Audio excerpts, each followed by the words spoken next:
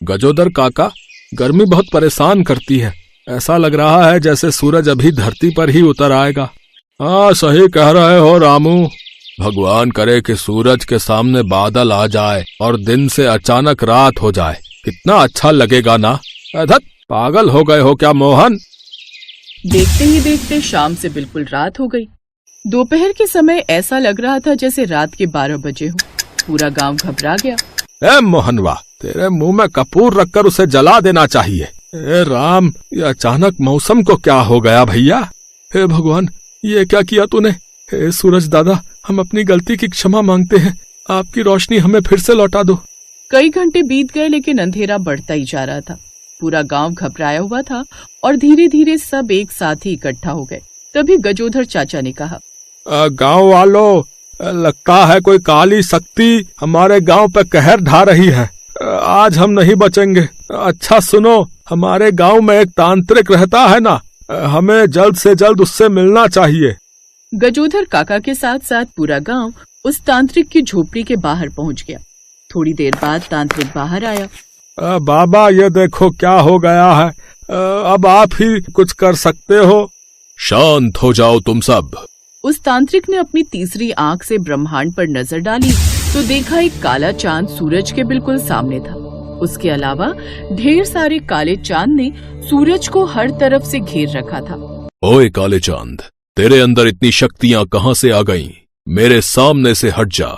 हर ग्रह को मेरी आवश्यकता है। मैं पूरे ब्रह्मांड में अंधेरा कर दूंगा।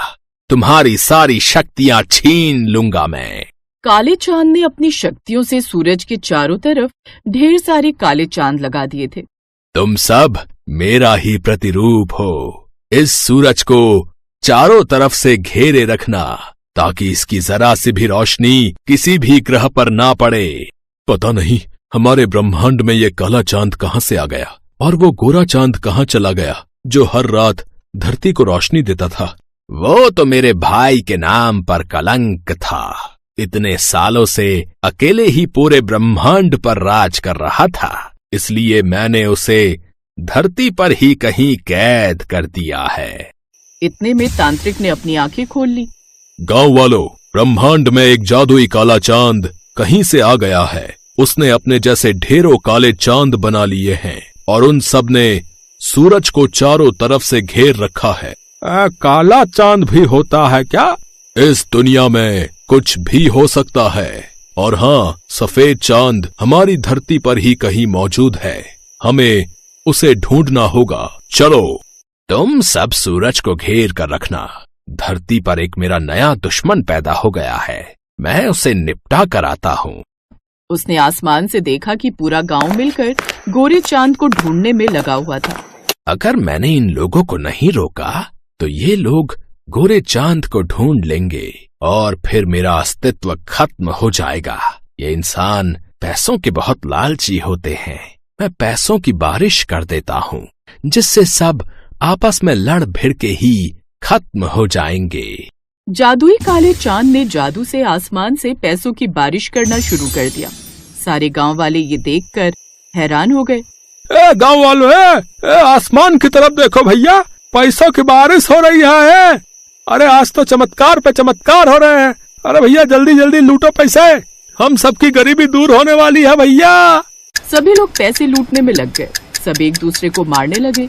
ये देखकर काला चांद जोर जोर से हंसने लगा। वो आवाज गांव वालों को भी सुनाई दे गई, इसीलिए उन्होंने अपना सर ऊपर करके देखा तो काला चांद वहां पर हंस रहा था। गांव वालों, आपस में लड़ना बंद करो। वो देखो काला चांद हमारी धरती पर आ गया है। ये सब उसी की माया है। हमें कुछ और करना होगा। तुम लोग यहीं रुको, मैं अभी आता हूँ।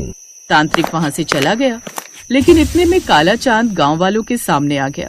गांव वालों, तुम लोग घबराओ मत, तुम सबको कुछ नहीं होगा। मैं तो बस इस ब्रह्मांड पर राज करना चाहता हूँ। काले चांद को तो मैं पहली बार देख रहा हूँ भैया। इन लोगों को थोड़ा और लालच देता हूँ ताकि ये लोग मेरे गुलाम बन सकें, जैसे ये लोग अभी तक गोरे चांद के गुलाम थे।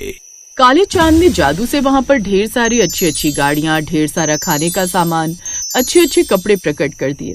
अरे वाह, तुमने तो हमें एक पल में वो दे दिया जो गोरा वाला चांद आज तक नहीं दे पाया। इतने में वहाँ पर एक बहुत ही खूबसूरत परी आ गई। उसने काले चांद को अपनी गोद में उठा लिया। तुम तो बहुत खूबसूरत हो, मुझे इस तरह उछाल क्यों रही हो? धरती पर गुरुत्वाकर्षण है, अगर मैं धरती पर गिर गया तो मुझे चोट लग जाएगी। तुम कल्लू के कल्लू ही रहोगे। मैंने तुम्हारा नाम प्यार से कल्लू रख दिया है। तुम्हें अच्छा लगा ना? पहली बार किसी कन्या ने मुझे अपनी गोद में लिया है, मुझे तो बहुत अच्छा लग रहा है। तो चलो बैठकर बातें करते हैं। अरे वाह, चलो, जहाँ तुम ले चलोगी मैं वहाँ चलूंगा। काला चांद उस परी के साथ चला गया, लेकिन ये सब सूरज के चारों ओर मौजूद काले चांद देखकर हैरान हो गए। देखो देखो, उस काले चांद को देखो, ये तो किसी परी के साथ चला गया और हम लोग यहाँ बैठकर उसकी नौकरी कर रहे हैं। चलो हम लोग भी धरती पर चलते हैं और वहाँ जाकर ऐश करते हैं। अब सूरज के चारों तरफ मौजूद सारे काले चांद वहाँ से हटकर सीधा धरती पर आ गए। जैसे ही वो सब सूरज के सामने से हटे, वैसे ही पूरे गांव में फिर से रोशनी हो गई। अरे वाह भैया, गांव वालों, अरे देखो भैया, फिर से रोशनी हो गई। लेकिन जो काले चांद ने ढेर सारा खजाना, कपड़े, गाड़ियां और पैसे दिए थे, वो भी गायब हो गए भैया। तभी उनके सामने जादुई गोरा चांद आ गया। गांव वालों, वो काला चांद मेरा भाई है, वो बहुत ही खतरनाक है। पता नहीं कैसे वो ब्लैक होल से बाहर निकल आया और मुझे यहाँ धरती में दफन कर दिया। सूरज की रोशनी पड़ते ही मैं फिर से बाहर आ गया। तभी वो तांत्रिक काले चांद को लेकर बाहर आ गया। छोड़ो मुझे, तुमने मेरे साथ छल किया है। मेरे सारे प्रतिरूप कहाँ गायब हो गए? मैंने तो सोचा था तुम एक परी हो, लेकिन तुम तो एक मर्द निकले। तुम्हें क्या लगता है सिर्फ ब्रह्मांड के लोगों को छल करना आता है? गोरे चांद, आप किसी भी कीमत पर अपना ख्याल रखना अच्छा, क्योंकि अगर आप गायब हो गए तो हम भी गायब हो जाएंगे भैया। तभी अचानक काले चांद ने आग उगलना शुरू कर दिया। आसमान से आग बरसने लगी, जिससे गांव वाले जलने लगे। तुम लोगों की वजह से गोरा चांद फिर से बाहर निकल आया, इसीलिए अब मैं तुम सबको ही खत्म कर दूंगा। चंदा मामा, भैया हमें बचाओ, हम जल रहे हैं। मुझे शर्म आती है तुम्हें अपना भाई कहते हुए। इन लोगों को छोड़ दो, आग बरसाना बंद करो। तुम्हें कुछ ज्यादा ही तरस आता है इन लोगों पर। रुको, मैं तुम्हें भी जलाकर खाक कर देता हूँ। काले चांद ने गोरे चांद के ऊपर भी आग बरसाना शुरू किया, लेकिन गोरा चांद जादू से ऊपर चला गया और उसने ऊपर से पानी की बारिश शुरू कर दी। देखते ही देखते पूरे गांव में लगी आग बुझ गई।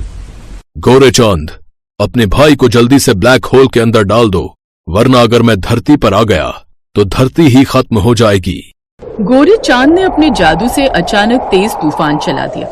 वो तूफान बढ़ता ही जा रहा था। सारे गांव वाले उड़ने लगे और एक दूसरे से भिड़ने लगे।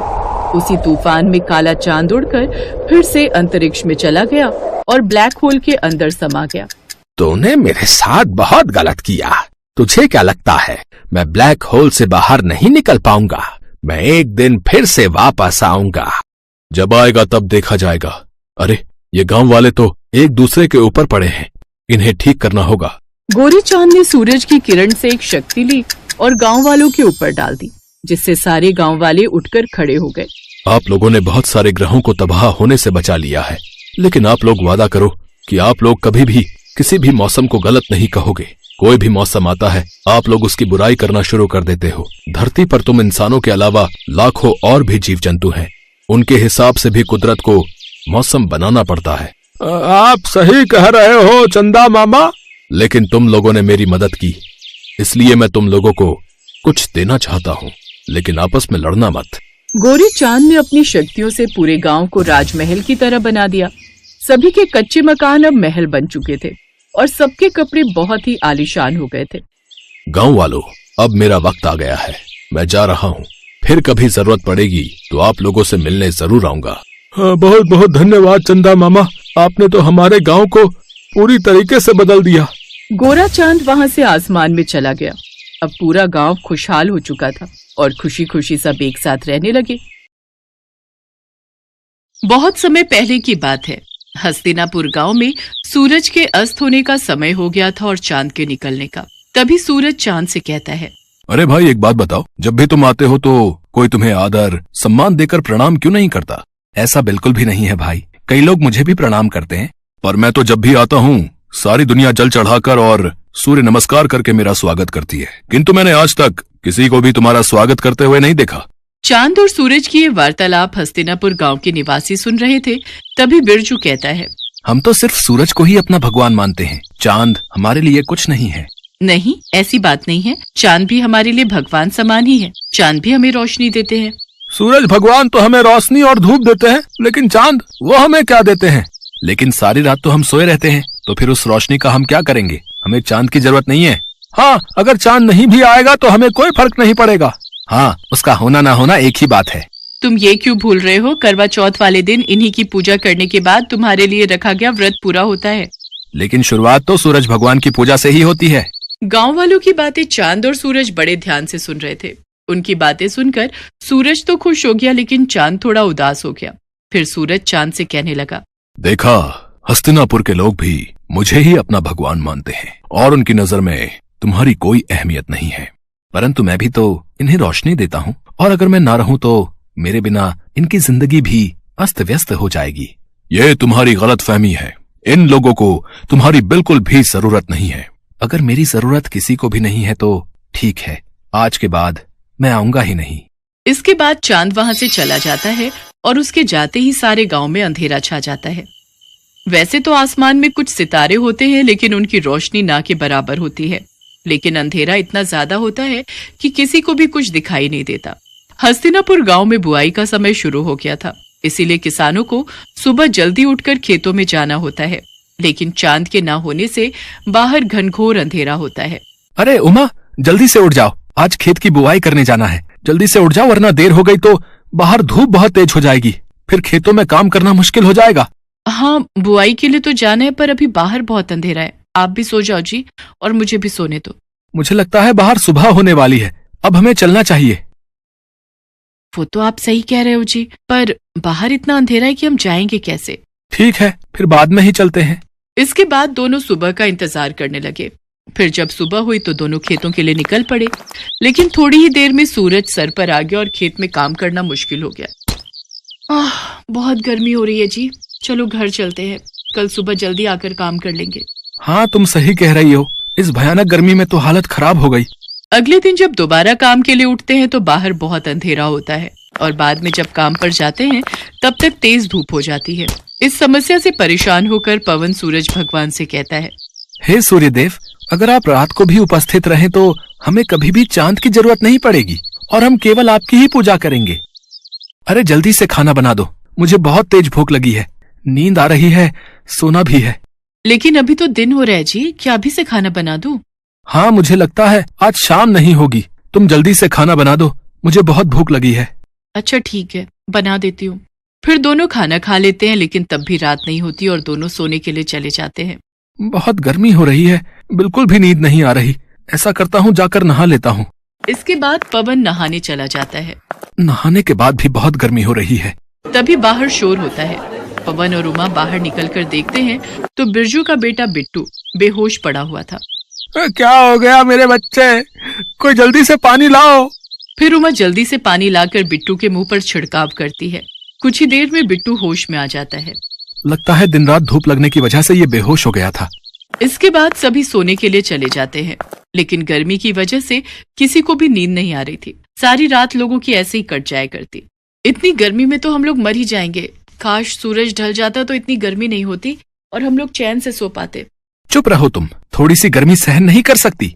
ऐसे ही एक हफ्ता बीत जाता है, लेकिन हस्तिनापुर के लोग बिल्कुल भी चैन से नहीं सो पाते और देखते ही देखते कई लोगों की तबीयत बिगड़ने लगती है। ये सब तुम्हारे कारण ही हो रहा है। ना तो तुम चांद का अपमान करते और ना तो वो यहाँ से जाते।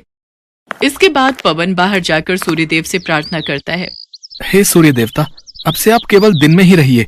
हम आपकी गर्मी सहन नहीं कर पा रहे हैं। रात को हमें चांद की ही जरूरत है। इसके बाद पवन और सभी गांव वाले चंद्रदेव को पुकारने लगते हैं। हे चंद्रदेव, हमें माफ कर दीजिए, हमें आपकी भी उतनी ही जरूरत है जितनी सूरज की। हाँ चंद्रदेव, जहाँ दिन सूरज के बिना अधूरा है, वहीं रात आपके बिना अधूरी है। अब से हम आपकी भी उसी तरह पूजा करेंगे जिस तरह सूर्यदेव की करते हैं। ठीक है, मैं रात में तुम लोगों को रोशनी देने के लिए फिर से उपस्थित रहूंगा। मुझे माफ कर दो मेरे भाई, अब मुझे समझ आ गया है कि जितनी जरूरत इस दुनिया को मेरी है, उतनी ही तुम्हारी। सूरज ढल गया और अंधेरा होने लगा। तब चांद ने अपनी रोशनी चारों ओर बिखेर दी। इसके बाद सभी गांव वालों ने सर झुकाकर चांद का स्वागत किया और सभी गांव वाले पूरे 1 हफ्ते बाद चैन की नींद सोए। हेलो दोस्तों, कैसे हैं आप सब? हमारी कहानियाँ देखने के लिए हमारे चैनल को सब्सक्राइब कीजिए और हाँ, बेल आइकॉन पर क्लिक करना मत भूलिएगा।